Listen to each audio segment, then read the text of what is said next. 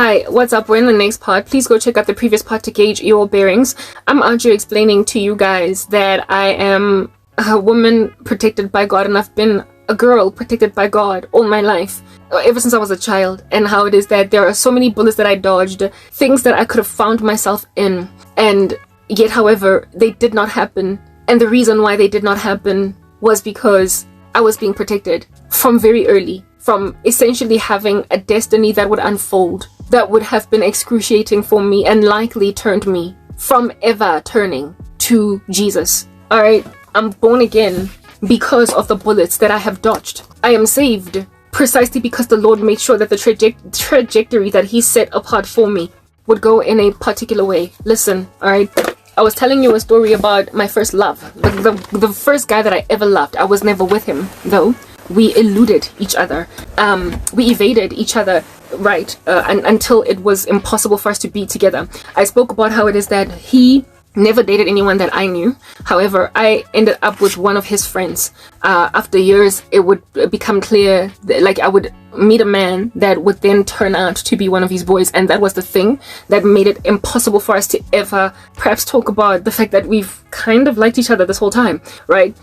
That became the thing that was impossible. And upon him watching my life with my ex on, I guess, my Facebook, and otherwise, like, he was there at... Oh, guys, like, shame. I feel like, now that I think about it, I'm feeling sad for him, because, like, the events that we would go to where he was at, he would watch me holding hands with my ex, making out with my ex, hugging, kissing, all that jazz. Like, he watched all that, and he was just around. Like, I feel bad for him. And the reason why I say I feel bad for him is because I told you in the previous part that there was a time when we were at this one restaurant at Benmore Gardens, and not one of my girls, he came and spoke to me because I was the one that he recognized at that joint, and we greeted and hugged, and I introduced him to all my girls, and I introduced him as my ex's friend, more than even my friend from school or whatever. Anyway, and my girls, 3 or 4 of them, came to me on some "who's your friend, and I was really jealous. I was like violently jealous. I was preventative. I was aggressive. I was like for no reason, like, because I think he was single. I was aggressive. I didn't want them touching him. And when I went home that day, I realized that, oh goodness, like, I still like him. Like, why in the world am I so preventative? I also told you guys in the previous part that I didn't tell my ex-boyfriend that I liked him so much in primary school, because I was hiding it, because there was something still there. Anyway, whatever. Cool. So this man watched what I didn't have to. He watched what I never saw him loving on another woman all up in my grill. I never also saw him especially loving on someone that was my friend. So yeah, to a certain extent, I can say that much. I can say sorry that you had to watch that type thing, but it still does not justify what he did to me. I dodged a bullet, alright? Remember that random buffoon from primary school that used to tease me in class? The one that, when the teacher was doing a quiz or questionnaire, I said that in the first part, he would laugh at every one of my answers. Yeah, he would go on to be among the people just from seeing me on Facebook, because he became my friend on Facebook later in life, okay? He would go on to bewitch me just because of some crush that he had in primary school. So that's the first bullet that I dodged. My first crush when I went to primary school, to Winchester Ridge Primary, was that dude who was mean to me. I let him go because he was mean to me, and years later, he would then go on right ahead to slap me with a whole bunch of sorcery because he was watching me on Facebook. But he was nothing in comparison, pin drop in the ocean, in comparison to Khomotso. The other one I called him what? Zonke. Zonke. What Zonke did to me pales. It pales in comparison to what the one that I really dug did. This Khomotso oak, okay, started with me before I came to Christ, just from watching me with my ex. I am sorry that I hurt him, but really, how can I be sorry? Because we weren't together, and he's the one that wasted time. Azanga Shela is that basic. Okay, he could have been a little bit more aggressive with his pursuit. He just wasn't.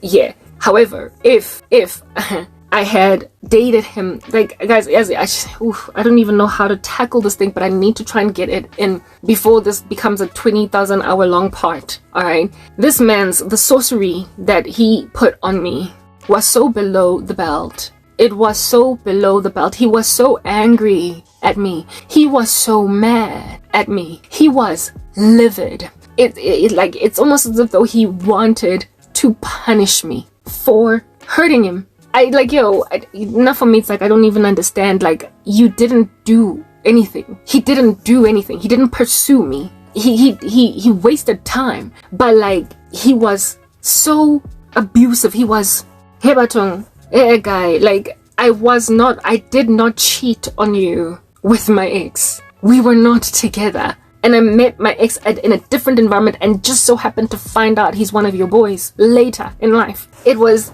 ridiculous what this guy did to me. Came as such a shock that even in the dreams that I would get, like one after the other, and mind you, the dreams that I got, right, I would only get these dreams once I came to Christ. I left Facebook, right, because I was just coming into Christ. I was getting born again, but the spiritual gifting that God gave me, he would only ramp it up and beef it up once I was like super hot and heavy with the Holy Spirit.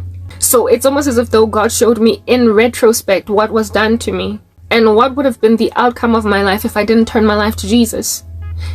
Guys, okay, let me just get straight into it. The first dream that I got with this guy, and it was so confusing because he was such good people. He was so fresh and always full of smiles and such a warm guy. Nothing that would ever hint that he would ever be this mean. He was never passive aggressive towards me or mean, ever.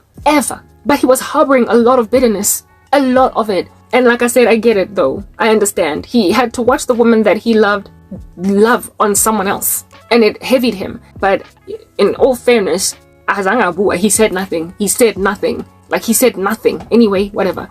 Cool beans and bananas. Here it is that this Oki in this dream, it was the first one that I got.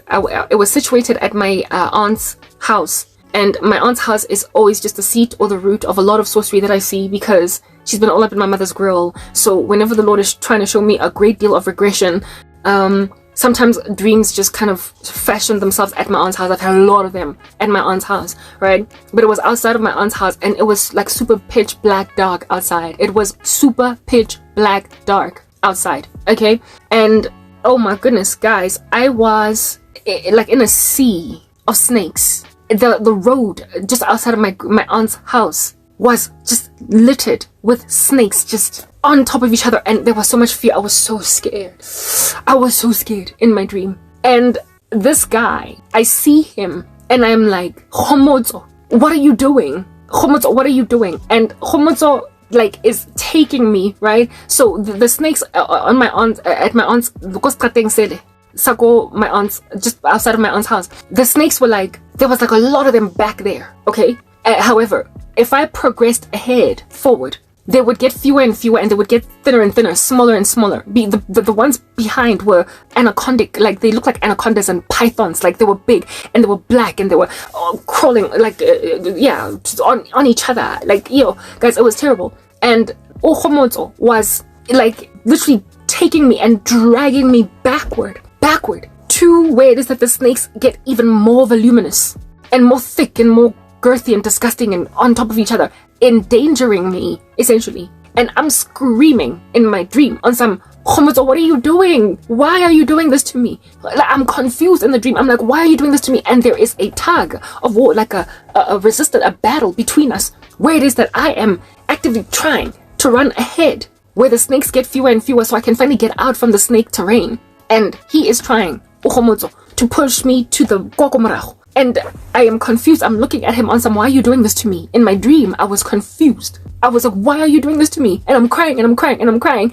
Eventually, after we wrestle long enough in my dream, he gives up. He lets me go because he was actively trying to push me backward. And then he walks ahead with somebody else. There was some dude that he was with when he did that. I don't know who the guy was. He was shrouded in darkness just like Khomozo, but he eventually let me go, right? And then once he let me go, I run then, of course, ahead to escape these snakes, but he was still just walking amidst them. Plus, when he was in the middle of the snakes trying to pull me back, he wasn't scared of them. It's almost as though they were a part of him, but I was the one that was fleeing from them. So when he was walking ahead, he wasn't even bothered to avoid the snakes or to jump or hop over them. He was just walking straight like nothing at all. Like, you know how in horror movies, the thing that scares you, you could be running and it's walking and it is still catching up with you. That's how he was in my dream. That the whole very ominous environment was not taxing him, but it was taxing me.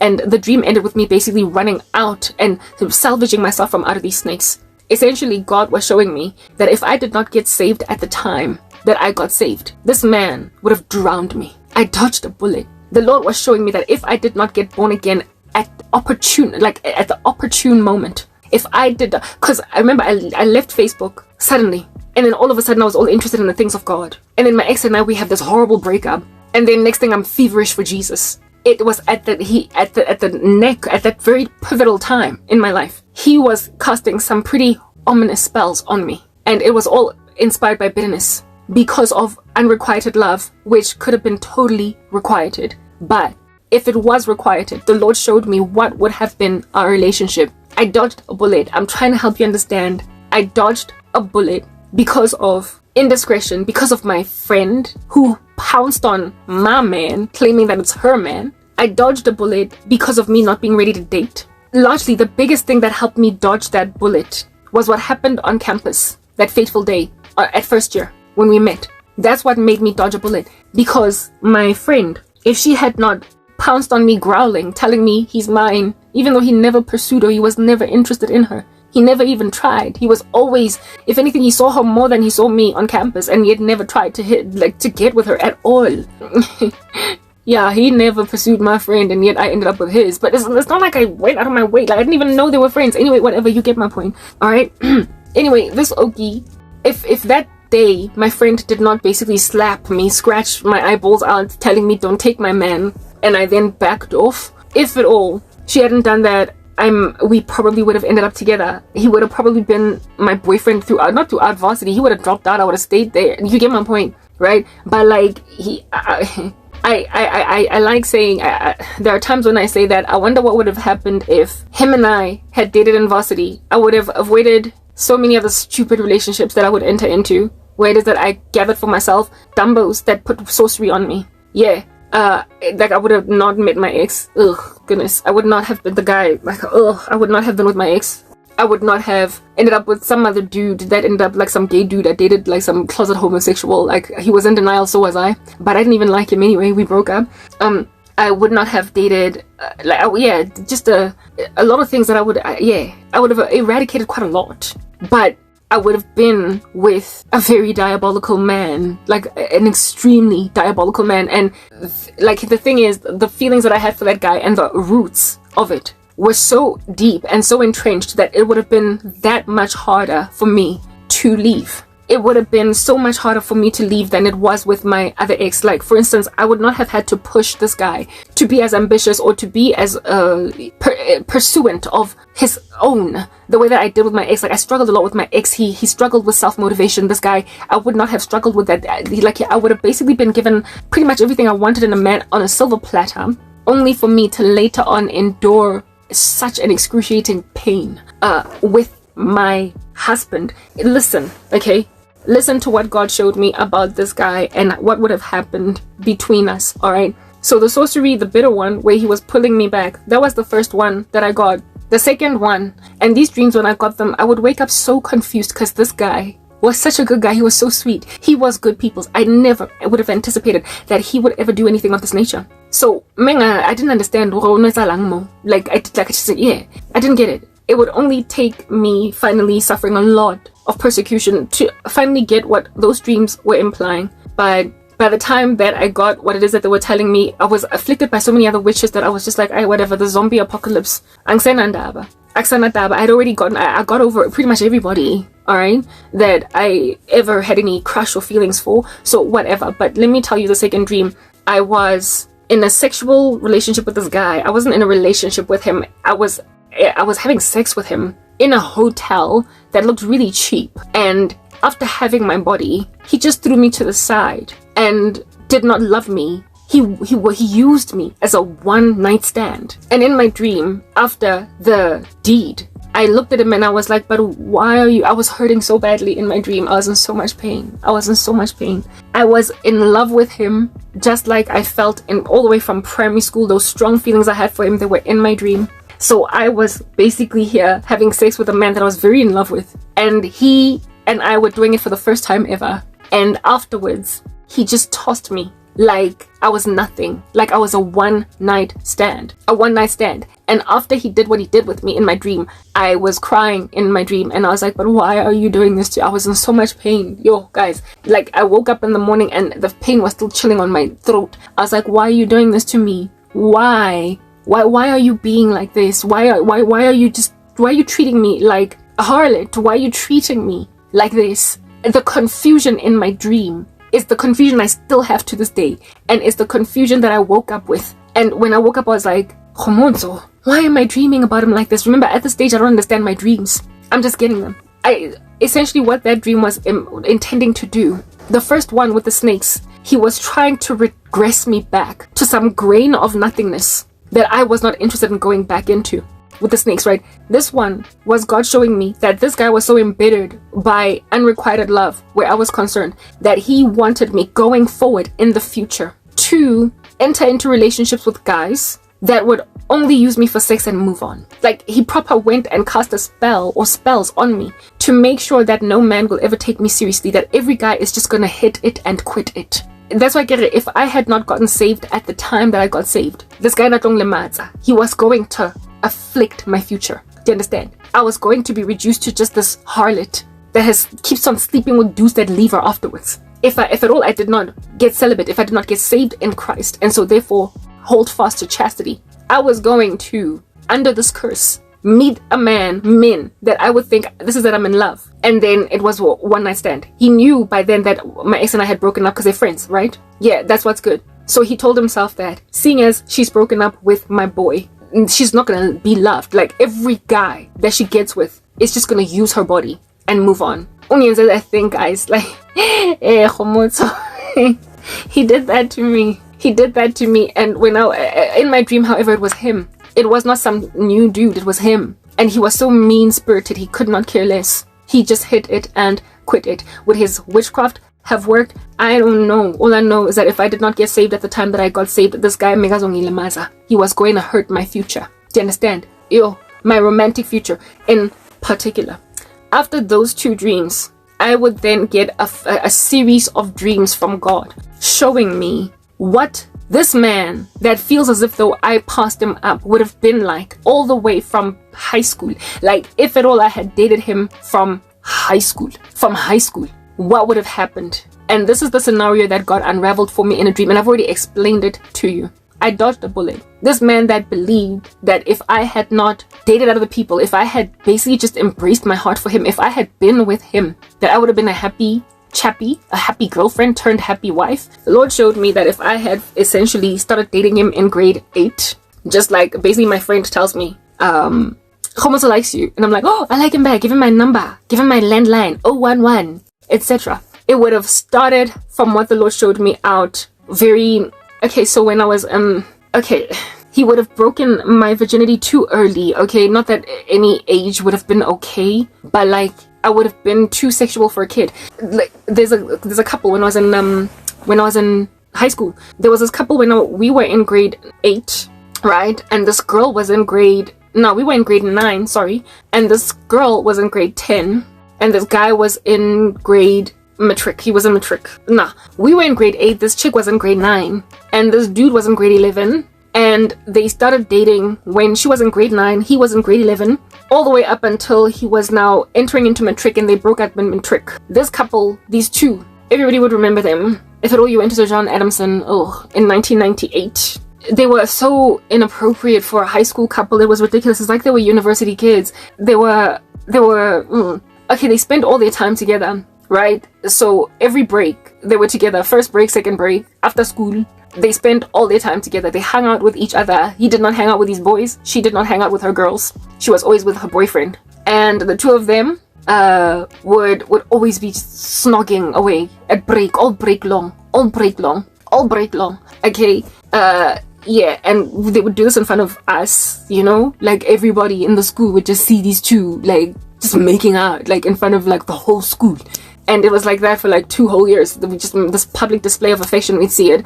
And we would speculate as to whether or not they were having sex. This chick was in grade 9, so she was 15. and we would be like, yo, my goodness, this chick, she's like, what if she falls pregnant? You know, like, what if this, what if that? And then we'd speculate, no, maybe they're not having sex. Maybe they're just snogging all the time. And anyway, there was just this PDA couple that was just hard to watch every single day. They were just too adult for a high school in the 90s, in 1998. Yeah, I mean, these days I don't know what's going on in high schools. Like, kids are just ridiculous now, but back then that stuff was taboo. Yeah, it was just not, it was hard on the eye. That's what I'm getting at. And so we used to kind of judge them. That's what I'm getting at. The Lord used that couple. He used them in my dream to explain to me what we would have been like, me and that dude, if at all I had accommodated him in grade 8.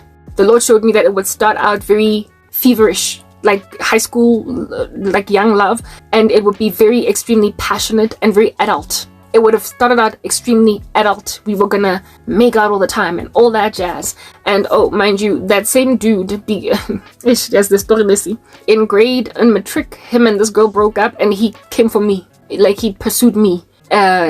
Yeah, guys, it's a long story. Anyway, when he was busy pursuing me, because I had seen him for like 2 whole years, snogging with this other girl, and remember, like, I am now, I'm not ready to have sex, okay? And this dude is out here obviously having sex with his girlfriend, because like all those PDAs, and he's pursuing me. So I'm thinking, you're gonna make me an adult, and I don't want to be one.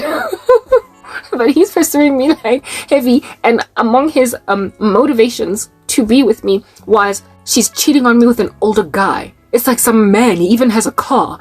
And I was just like, oh my goodness, like, I didn't want to hear that about that girl. Like, I didn't want to know that she's busy sleeping with a man with a car. I mean, when you're in high school, that's big. A man with a car is like cash. I was like, oh my goodness, whoa. Man with a car, pedophilia. That's what's going on. Anyway, so he claimed that she was cheating on him with a man while he was just a boy in school. So I should be with him because he deserves to be with a girl that is happy to be just a girl. But I'm like, you were treating her like a man. You were not treating her like a girl, like a boy. You were treating her like a man. And so you're gonna make me a woman too. And I'm still a girl, and I want to stay a girl. Anyway, that whole scenario, that situation with that boy, with my first love, the Lord showed me that my relationship was gonna be like that. That my relationship was gonna be like the one of those two. That guy was not in my school, however, so there would have been the element of distance in that I would have only seen him probably like on weekends, like after school and stuff like that. But he told me that the relationship would have been very tight. We would have been close, very, very close. And he would have been my first, in terms like he would have taken my virginity, and he would have taken it much too early. I would not have been able to resist waiting until a certain time. However, the relationship would sour somewhere along the way, and he would take me for granted. So from what I saw in the one dream, we were like that couple in my school, right? And then the same dream graduated over to this clubbing scene, like nightlife scene, where it is that now we're out of high school, we are young adults each, and in this dream I was in just so much pain. Partying with my boyfriend, I was in pain because he was irresponsible with my heart. He was all over the show. He was cheating on me, and I would catch him in this situation with basically, God showed me it would have been toxic. Like, I would catch him cheating on me and get back together with him anyway. That soul tie would have been so heavy, so deep, because the passion was strong, the feelings were strong. We fell in love as just children in primary school. It would have been hard to get out. It would have been essentially messing with fire when you're still too young to understand it, and it would have messed me up. It would have messed me up, and it would have made me stay with a guy that would have taken me for granted somewhere along the way, even though the relationship would have started out very passionate, taken my virginity very early. After matric, he would have been absolutely derelict towards me. Derelict, from what I saw in my dreams, to a point where I would catch him with other girls in the act, because he would have gotten bored of me. Bored. Like, just because of the fact that he would have been with one girl from so young, in the same grade, growing up together. He would have gotten tired of being with me sexually, and felt like he needed to go and explore and experiment. And the thing that would have made him go crazy would have been varsity, like out of high school. It would have made him go crazy. It would have made him suddenly look at me like wabora, Karabo. Look at all this meat that's around me. Remember, he was a very good-looking guy, tall, handsome, everything. So women would have flooded to him. I told you guys about my friends that were all up in his grill at that not design quarters, but that restaurant in Benmore, at Benmore Gardens. Yeah, type establishment thing. How it is that 4 of my girls were like, whoa, what's going on there? He would have gotten that attention at varsity, underestimated me, therefore, and hurt me perpetually. And I would have caught him, busted him in the act, physically laying with other women, and left him. And he would have then come back, and I would have struggled to tell him, get out. No, we're not getting back together. Basically, you know those toxic relationships of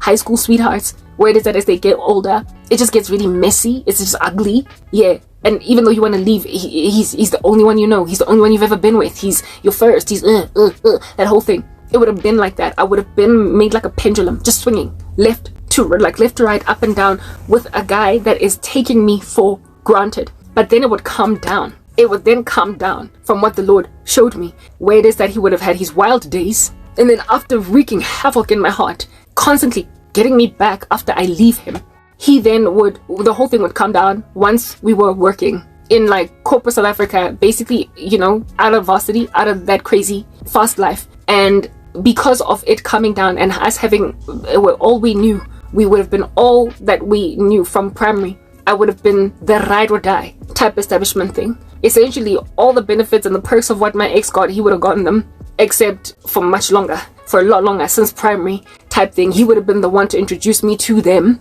instead of him being like, oh, this is my boy Homos, and I'm like, oh no, I know him from primary type thing. I would have therefore inevitably also, you know, crossed paths with my ex, but without us dating, due to us being together, due to me and that guy rather being together. So I would have been known as his matey, and the years that would progress would then calm him down, simmer him down from all of his insanity, and basically being swung to and from like a chandelier, like Sia, in infidelity. And in then calming down, he would then propose marriage to me. One of the dreams that I got, God was showing me his family, like how it is that, hey guys, like a scenario. He showed me scenarios of what would have happened to us, that his family would have loved me, right? And that there would have been literally like interventions staged for him to treat me better because of stunts that he was pulling by his family, because of the fact that he would have acted in so a horrible way that it would have basically cost him me. And because of the way that his family would have loved me, they would have then literally staged interventions for him to treat Karabo better, or the woman is going to leave, for crying out loud. And this would be before we even get married. Like things, yeah, that's what that, guys, the Lord umpontite this scenario. So I'm trying to help you understand Uti. I dodged a bullet, and secondly, this guy, still to this day, unale mindset, I would have married you. And I'm like, yeah, I know, because the Lord showed me that he would have treated me like trash after high school. He would have broken my virginity much too young, first and foremost. Soul tie would have been created from early. I would have known him since primary school. A varsity would have been trash for me those years. He then would have simmered down in our like early 20s, mid 20s, simmered down, proposed marriage, and I would have then ended up married to him. Okay, and this is where it was going to get deep and intense and ugly. The Lord showed me that around the time that I would have gotten married to him, basically the age of around 26, 27, that he would have gotten called, because he did get called, to be Isangoma. Yo guys, as he it's like it, but that at around the age of 26 to 27, he would have gotten the call of Ubungoma. And he would have gotten this call while after, like shortly after, him and I tie the knot. Yeah. So essentially around the age of 26, 27 would have been when he would have decided that I'm going to marry her. All right. Yo, guys, batong. In that dream, first of all, I saw him just, menace, Dennis. Yo, guys.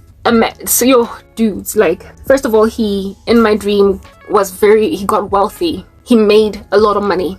I was also materially okay, but not wealthy. He's the one that somehow happened into a whole chunk of money. So in my dream, I was chilling in front of Karabo in my grandmother's house. Again, when I see my grandmother, it's witchcraft and all that jazz. It looked old, right? It looked old. Mara, diaparo tsa ka mohare Guys, it was Gucci, Prada, like Christian Louboutin shoes, the handbag, my banta, like just a whole bunch of wrapped clothing that I hadn't opened, that this man had just thrown at me. And I didn't open them because I was so depressed. I was so miserable in the marriage with him, and the way that he was apologizing to me was just by buying me new stuff, and I would just pack it without opening it. Just pack it without opening it because he was barely home.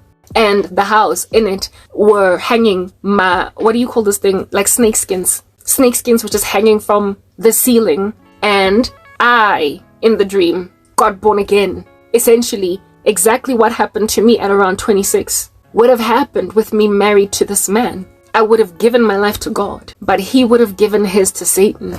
I would have given my life to Christ, inevitably, because I was called to. I was going to, at some point, interrogate the things of God. And I would have been married to a man that would have rather chosen to embrace the call of Ubungoma, so we were going to be at enmity with each other in the house. He was going to disrespect the living daylights out of my Christianity, and I was going to be trying to reach him for Jesus, and the result would have been a severity of enmity in the marriage to a point of abandonment. Like in my dream, is the word that I'm looking for abandonment, like abandonment, as in he would just leave me for months on end, and then just come back on some I'm home, and not even apologize, not even explain, just go and leave me in that state, shattered. Now, in terms of my career, in my dream, I did not get to see if I had lost it or what, thanks to being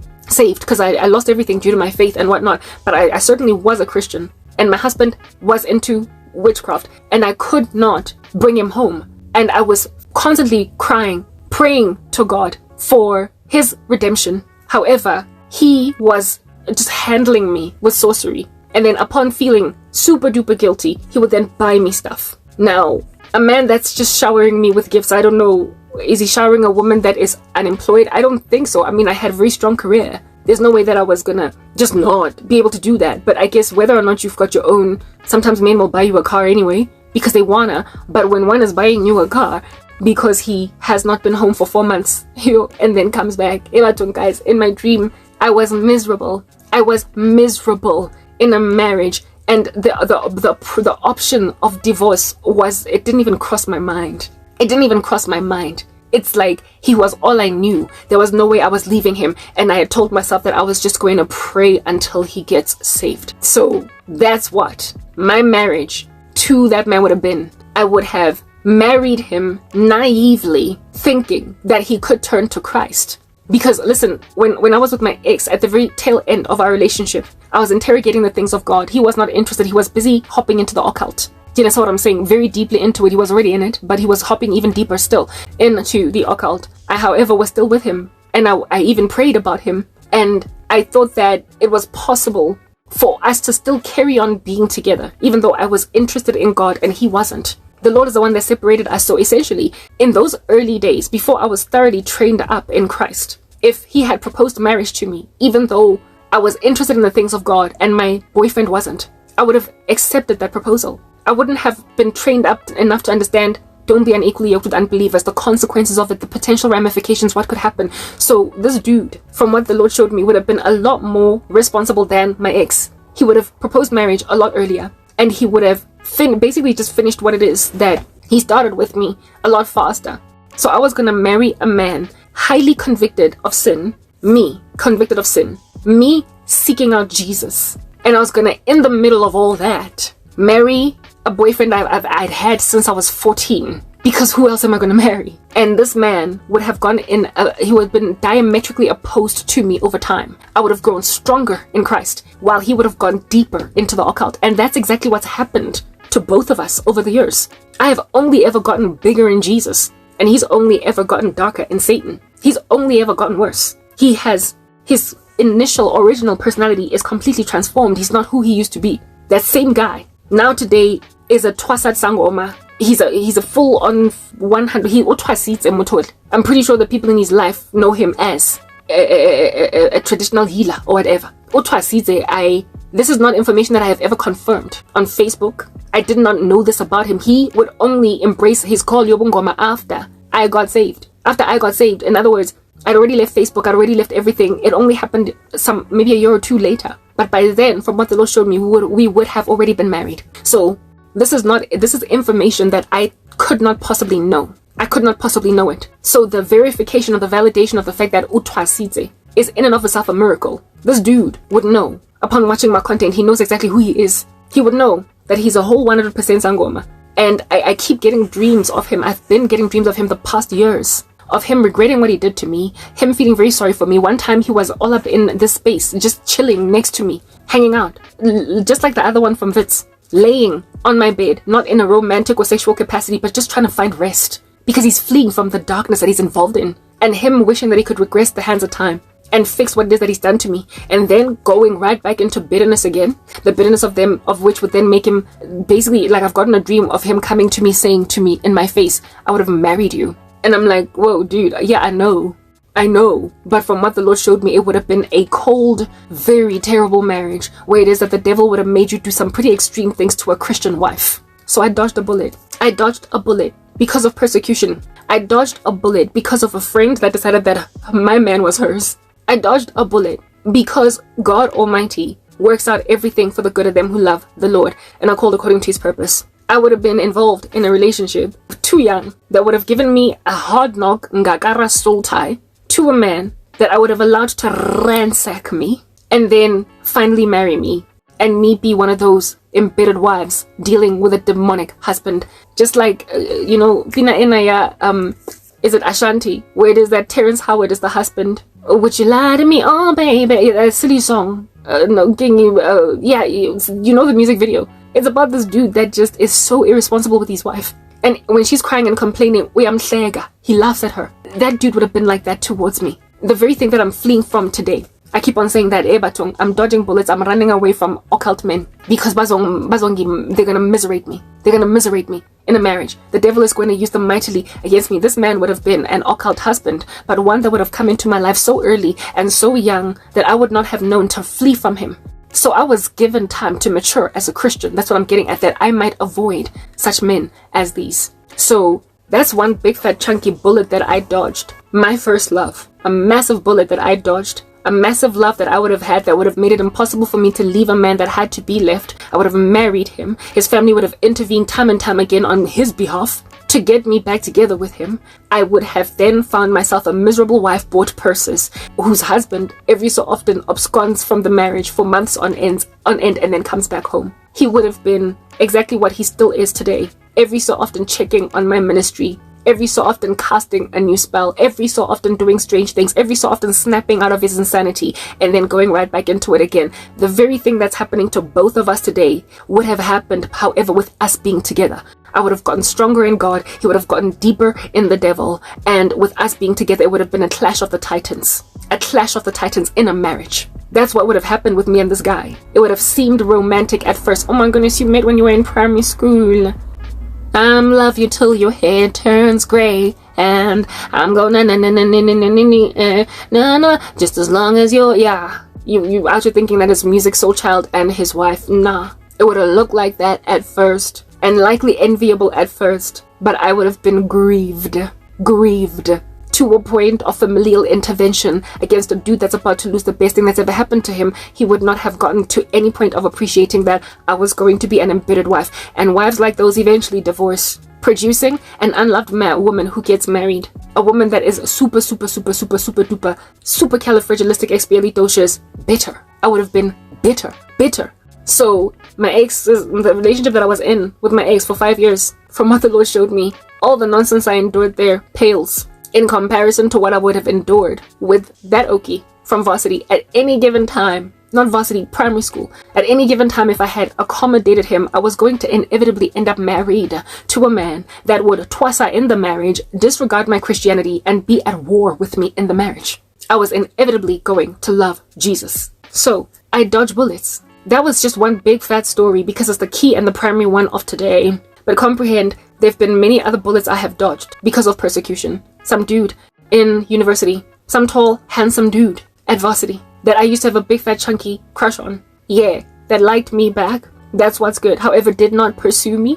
And I ended up having to be dropped out by force of it after second year because of my mom not paying my fees. That guy would have pursued me maybe in third year, if at all. I had stayed on campus. Yeah, he turned out to be quite a prolific junkie. Later on, like as the years would progress, stories would ruminate in the streets about him, that he's a junkie. So I was gonna date a dude that was going to frustrate me with drugs. I was never gonna take drugs. I was with a guy that was partially a junkie, and he never brought me into the craft. I tried to snatch him out of it, but it was rough to get him clean. What then of someone that was a complete cocaine head? That's one bullet that I dodged. The guy that I used to think was my husband from MTN that I met, that was very super duper cute. The reason why he didn't pursue me and ended up marrying another woman was because everything fell apart for me. I lost everything. I lost my career. I got reviled. My reputation dragged. Ran through the mud. At the point of him being like, hey, can we go have lunch? He was actively trying to see if he can't talk to me. And I lost everything because of everything that happened to me. He passed me up. Yeah, went on right ahead like a couple of months later to marry some other chick that he met after me. Esontweni. That's what's good. I was bereft. I was broken. I tried to basically tell him I am the one, whether or not I'm losing everything. I'm suffering for Jesus. Like, don't let me go. He let me go. Turns out that he was one of those mixers out here always in the church, but super involved in sorcery. And he is not so much a twasified sangoma, but he is a member of a cult. Like, he belongs to a coven, like a secret society. So I mean, what was I going to do with that? I was always going to be feverish for Jesus, but I was going to end, if I had not lost my job, if I had not been impoverished, that's what I'm getting at. If I did not lose my reputation with people reviling me and kicking me to the curb, I would have married a man that claims to be Christian, that however belongs to a secret society.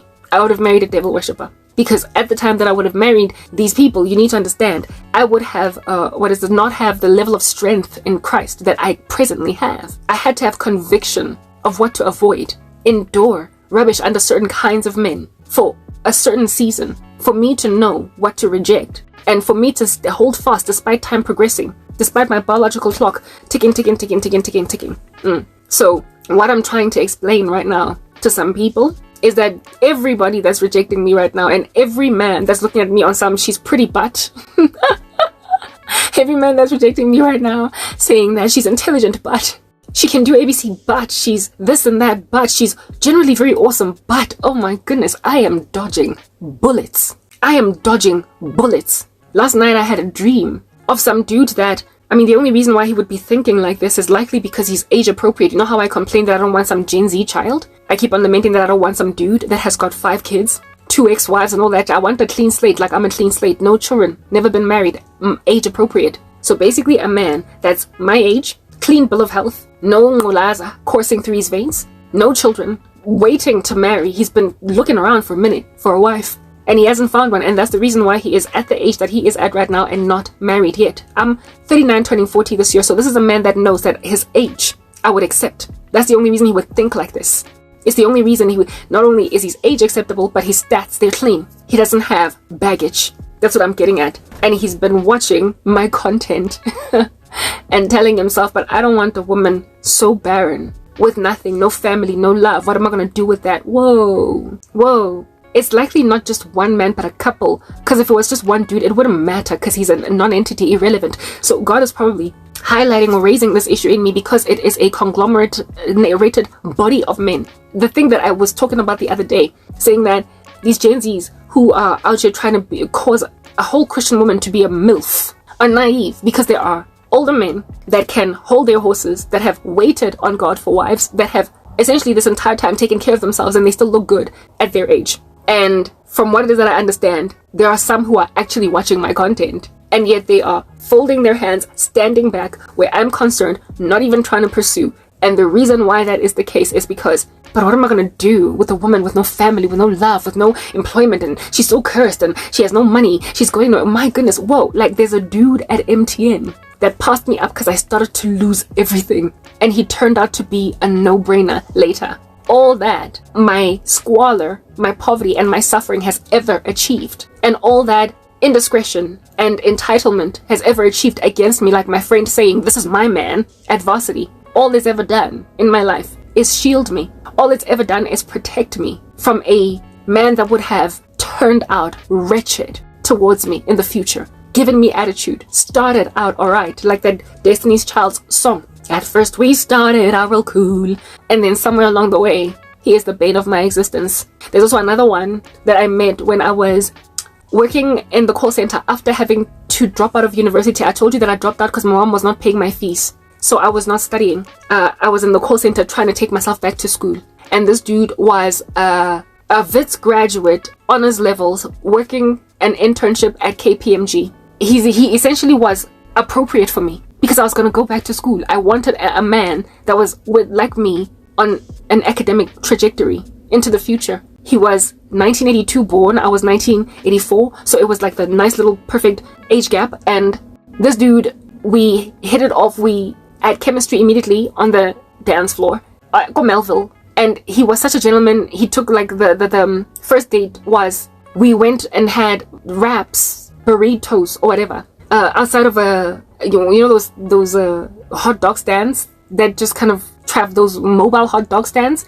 Yeah, we bought wraps outside there and chilled outside of his car during my lunch, his lunch also, because we used to work in the same neighborhood type establishment thing, and we ate right there. And purely because, and it was cute, I thought it was really cute, that lunch that we had together. Anyway, it was the first time I was ever taken at that age on such a cute date by a guy. Yeah, and this Okie made a decision that because I was just some girl working in a call center and not in his league, because I was not an academic equivalent to him, he made a decision that he just wants to hit that. He started out liking me, trying to take me seriously. He actually did like me. He took me on a pretty decent first date, but somewhere along the way he got super shallow, and I don't know who got to him, but he made a decision to treat me like I was a whore. One night, he picked me up, and I thought we were gonna go out for dinner. Instead, he takes me to his apartment, and then he tries to kiss me, and I'm like, I'm not ready to kiss. I don't want to make out. And he was like, then, I guess there's no point for you to be here. He proper said that to me. And I was like, how do you go from a dude that takes me out on such a sweet date during work to a dude that's actually telling me to go home because I won't even kiss you? Thankfully, he was gentleman enough to drop me off at home. He didn't just leave me stranded. But that was the last time I ever saw him, and later on, I would go on to see this guy, I don't know how many times in Melville with how many different girls, and the whole time he would be like, no, they're my cousin, they're my sister, and I'm like, you don't owe me an excuse, we're not together. We're not together. He passed me up, treated me like trash because I was no one to him. I was not appropriate to be with a guy that's doing an internship at KPMG. That's what it is that he treated me like. Yeah, and it turned out that he was just gonna be a mess of a boyfriend anyway. He was going to be a mess of a boyfriend anyway. He's going to hurt me. He was going to cheat. He was going to be a mess of a boyfriend because he was arrogant. He was starting to make some good money. He was newly graduated out of university. And so he was starting to earn some pretty decent money. And for a pretty young guy, at the time I was like only 21. So he was like 23. He was only like 23. I told you he was born 1982. Yeah. This guy, the way that he treated me, I was just like, whoa, okay, dude, it's alright. Like, proper. If you're gonna underestimate me because I'm not in school and you're a graduate, not even taking time to listen to my story to hear where I'm coming from, and the fact that I'm going back to school, frankly, like, papa, like, I don't want anything to do with you. You're fair weather. If you had found me Kiloko Varsity, go Wits, either in school or a graduate just like you would have probably taken me a little bit more seriously, made me imedi, but like, that's all I was gonna be, in the midst of all of that chaos. So when a man rejects you, women, listen to me. Because of your current socioeconomic situation, if you don't fit his statistics, if your clout is not quite adding, it's not giving, if at all, he feels as if though you could be in a different position. I wish you had this kind of job. I wish you had this kind of salary. Men are just not the same as they used to be in the past. Like, they just were so happy to love a woman insofar as they loved her. Now it's like, what do you have to bring to the table that's going to give me clout as a man? When a man is trying to gauge you based on what you can bring to his clout, run far, scared, run, because he is shallow, and is going to present you to people as a trophy. I used to make for a really great trophy somewhere along the way in my life, and the Lord made me lose everything, because the shiny thing that I was would have gotten me married to a dude that belongs to a secret society. It would have made me a miserable wife. It would have made me a Christian in a marriage to a diabolical man that would have married me because she's a program manager at MTN and she's got 2 degrees from Wits University, and I took out like this much for Lobola for her, and like she got interviewed at Radio 702 the other day for her line of work. That's my girl, that's my wife, look at her go. That would have been what this man was presenting to his boys. This is what my woman does, but I would have been a miserable wife. I had to lose everything so that God could remove these blackjacks off me. He had to impoverish me, that men that seek to marry for clout would all avoid me. They would all reject me, so that by the time the man that has been set apart for me, should one come along, because I believe the rapture is rather going to happen first, should my husband rock up any minute now, there will not be much for him to have to basically navigate through.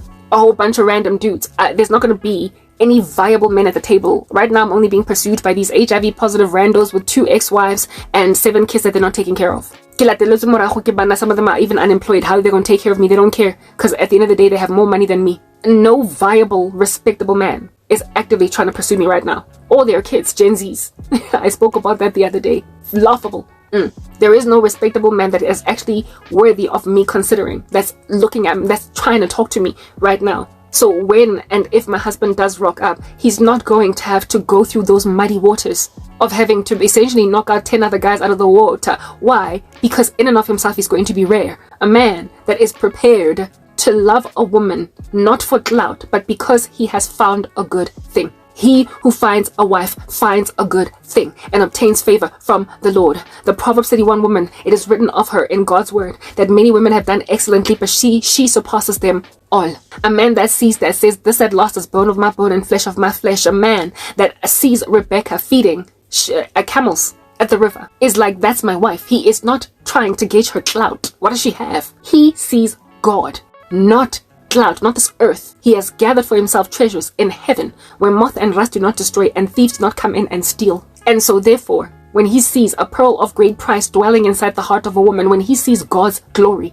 in a woman, that's what he guns for. He's not gunning for clout. Everything else is secondary. He seeks first the kingdom and its righteousness, and everything else is added to him. So in seeking a wife, he seeks first a kingdom wife, and everything else gets added. He's not a man that will be perturbed by my socio-economic situation. The fact that I have no friends, nobody who loves me, nor respects me, that is irrelevant. And for years, I have evaded capture by wicked men precisely because I'm poor. So the very men that are looking at me right now on some, so exactly nothing. There is nothing that you can do for me. You are not my husband. Because as soon as I monetize my YouTube channel, as soon as I start to make decent money, as soon as I move out of my mother's house and sit in my own apartment, furnish it beautifully the way that I furnish my apartments, then only, next thing blossoming is my direct message space. Are you serious? Now only are you DMing me, hey Karabs, how you doing? Girl, I love your ministry. For real, you're DMing me? You've been watching me for a year. And only now that I'm moving into my apartment, you now want to holla at me? You now want to dust yourself off? Now that I'm making my first 2, 3, 4 friends, now that you can take me home to your mom and be like, look at her. She's a YouTube content creator with 400,000 subscribers. Now that you can say that, you now all of a sudden think I'm worthwhile. Goodness, I am worth the while now with 1,500 subscribers. In my other channels, I'm under 1,000. I am worth the while today with 27 views on a video, with 2 views on a video, 0 views on a video, with only an ability to gain subscribers through shorts because nobody's watching my long form content right now. With all this work that I am uploading, I am worth it. Worth it. Just as much as any woman with 500,000 subscribers on YouTube might be. But it is only once I get to my plaque e silver, 100,000 subscribers, only then is somebody out there trying to all of a sudden navigate these streets of, what is this, a direct messaging space to see, maybe even on YouTube if you can't find my email address, to present your case in my grill. That man, I want nothing to do with. It is absolutely ideal that I'm poverty stricken right now because I'm dodging bullets. There's a man that I could have fallen in love with, that I could have been with from primary school, that I looked at from the moment I was just a child, that eluded me because of his own indiscretion, my own indiscretion, everybody's indiscretion, and it worked out for my good. Today, he's a whole devil worshipping rando that would have made out of me a miserable wife. So I'm not gonna go kilo olla homoso version 2.0. Do you understand? A man that when then love does not quite go the way that he wants it to go, he then becomes bitter. He becomes an ugly little soul. He becomes a little monster against a woman that he loves. I'm not about to have some bugger have a massive crush on me, but then to like scratch his head on some ish, but she's too what? Langtella ka fela hale kompan. Is that basic? Like any man looking at me on some she's beautiful, but if only she wasn't poor. You seriously think that you are in a position to pursue me successfully with that kind of a mindset? I apologize. I'm too protected by Jesus Christ. I am too hedged in on all sides by God to be taken by a man so futile as that in the way that he thinks. It's literally that basic. It's arrogant, it's pompous, it's a delusion of grandeur to think that I'm just waiting for these appropriate men to holla at me. But guys, please don't look at my poverty. Please just really, I could actually be really great if only, just wait for me to get to 5,000 subscribers. Then you'll see just how valuable I'll be for you to take home to mama. You seriously thinking that I'm begging like that? For really? Clout chasing men have no business being in the life of a Christian woman. The Lord takes the weak things of the world to shame the strong, and the foolish things of the world to shame the wise. So my lack of clout is my bubble of protection, and it will continue to protect me all the way up until the right man says, this at last is bone of my bone, flesh of my flesh, inspired by nothing but my godliness, nothing but the pearl of great price that dwells in me, nothing but the godliness that I'm latching onto, nothing but my valor in persecution, nothing but the fact that I surpass them all only because only because I'm in Christ. I fear the Lord. For a woman who fears the Lord is to be praised. So if you are not praising me because I have no money, you are worldly, you are carnal, and you deserve a woman that you can go and put on a pedestal, shine as some kind of a toy, and show her to your mom because she's got a BCom accounting degree with a master's alongside a really interesting job in corporate South Africa. She's starting her own business. She's got 500,000 subscribers on YouTube, and on top of that, she's like an ambassador for like Ghana. Go and get your Ghanaian ambassador proper go. You have no business hovering around a Christian woman imaginative that she is depressed, just so sad that you're looking at her on some, if only you weren't so poor. Yeah, if only you weren't so shallow. Is that basic? I'm signing out in Christ's name, Clan K. Peace.